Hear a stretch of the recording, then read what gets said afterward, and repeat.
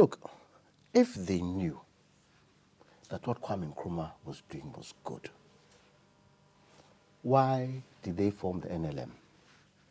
National Liberation Movement. Who are the they? Jantuah was the leader of the National Liberation Movement to fight against Kwame Nkrumah fighting for independence. Now, let me read a letter he wrote to the United Kingdom on 10th October 1951. And he titles that letter, Jantuah writes about Nkrumah and his tricks. The reference is there.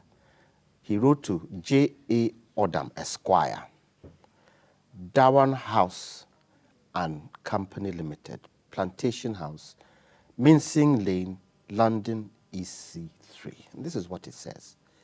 Dear Mr. Odam, I exceedingly regret delay in replying to your 2 letters. That man, Kwame Nkrumah, who is now leader of government business, has started his tricks again. This time, he who is the government is inviting all the political leaders and chiefs to join him to send an ultimatum to His Majesty's government of the United Kingdom for self-government now, and if rejected, to declare positive action strikes and boycotts, etc. There has been hectic activity all over the place, and on Sunday, we of the UGCC met at a great meeting and turned down his challenge, flat, as being an invitation to criminal conspiracy against law and order. I had to be away in Kumasi for long periods last month, and I am just now clearing my pile of work. Signed, J.B. Jantuah. If they were really in favor of Ghana's independence and they were really part and parcel of independence, why would he write such a letter? Now, maybe President Akufo-Addo, Uncle William, he has forgotten his history. Maybe he's forgotten his history. And let me try and remind him. Okay. So, in doing my research, and if really President Akufo-Addo says we should be citizens and not spectators, why does he want to force something that he dislikes and doesn't think is right down our throats? He's president for all of us. And if he doesn't agree to certain things, do you not go and find out? Why hasn't he set a committee up to go into it? Go into what? To go into this debate. Because every day, every 4th August, it comes up. And 4th August, when he was using the 4th August as Founders' Day, he said it was the birth of the UGCC when he put it in place.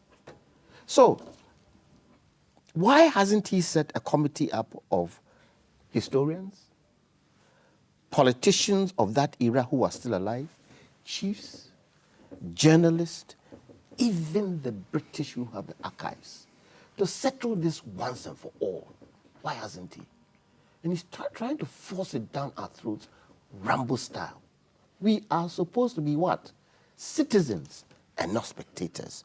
So let me go into my research and see whether I'll be able, and I'm sure I'll be able, to tell you why I am saying Kwame Nkrumah was the founder of modern Ghana. Spit it out for me, because I know Mr. Mbu is dying to make some comments. Yes, he'll make his comments, but let me set the tone. So I started by asking, what did the Aborigines' rights movement contribute to Ghana's independence? One, they were fighting for certain rights. Land rights was one of them, cultural preservation was the other, national conscience was the other. Look, these people struggled. They were in the struggle. When Mandela was fighting for apartheid, there were others in the struggle. And when you go to South Africa, they celebrate Mandela with all the others together, not separately. So, what made up... Which is what Founders Day is doing, oh? Well, Founders Day is celebrating who? There was a spearhead. There was a spearhead. So I asked the question, what made up the state of the Gold Coast at the time? The Gold Coast, which is now modern Ghana, was a British colony that consisted of several territories and entities. At the time of Ghana's independence in 1957, the Gold Coast was made up of the colony.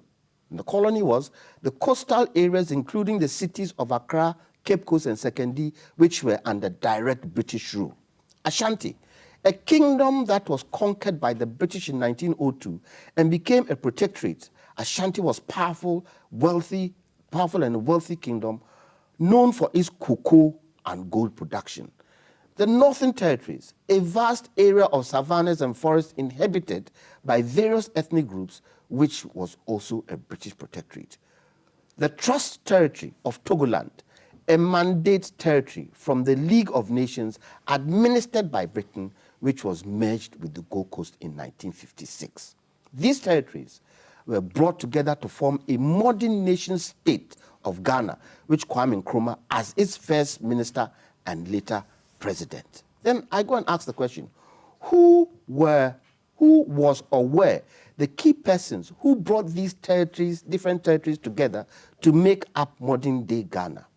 Kwame Nkrumah was the key person who played a crucial role in bringing together the different territories to form modern-day Ghana as the leader of the Convention People's Party. And remember, this was under a party he had formed, the CPP. It wasn't under any other thing. It was under the CPP. And this is what it says. He says, he played as the leader of the Convention People. This was what he did. Unify the colonies. Nkrumah CPP won the 1951 elections, and he became the leader of government business uniting the coastal colonies. Merged Ashanti. In 1954, Nkrumah's government merged Ashanti with the colonies, creating a single entity. Integrated the Northern Territories. Nkrumah's government incorporated the Northern Territories into the Gold Coast in 1954. Added Togoland in 1956. Nkrumah's government merged the Trust Territory of Togoland with the Gold Coast, creating a single entity. On March 6, 1957, Nkrumah declared Ghana's independence, uniting all these territories under one nation state. He became the first prime minister and later president in Ghana, leading the country from 1957 to 1966. Nkrumah's vision, leadership, and efforts brought together the diverse territories and peoples, creating the modern nation state of Ghana. He is celebrated as the father of modern Ghana and a pioneer of African independence. Who's writing this? This I took from the book that was written on Kwame Nkrumah. Remember that big book I brought the other day? Yes, that's where I took it from. The history is in there. Not AI. Not AI, no. So it says, what was Nkrumah's plebiscite on the Trust Territory of Togoland? In 1956, Kwame Nkrumah's government held a plebiscite. Is it true whether they held a plebiscite or not a plebiscite? They did hold it for Togolands. In 1956, Kwame Nkrumah's government held a plebiscite in the Trust Territory of Togoland, a region under British administration, to determine its future. The plebiscite asked residents to choose between joining the Gold Coast, now Ghana, as a single independent nation, or two, remaining a separate entity under British trusteeship. Results: 58% voted to join the Gold Coast, now Ghana. 42% voted to remain separate.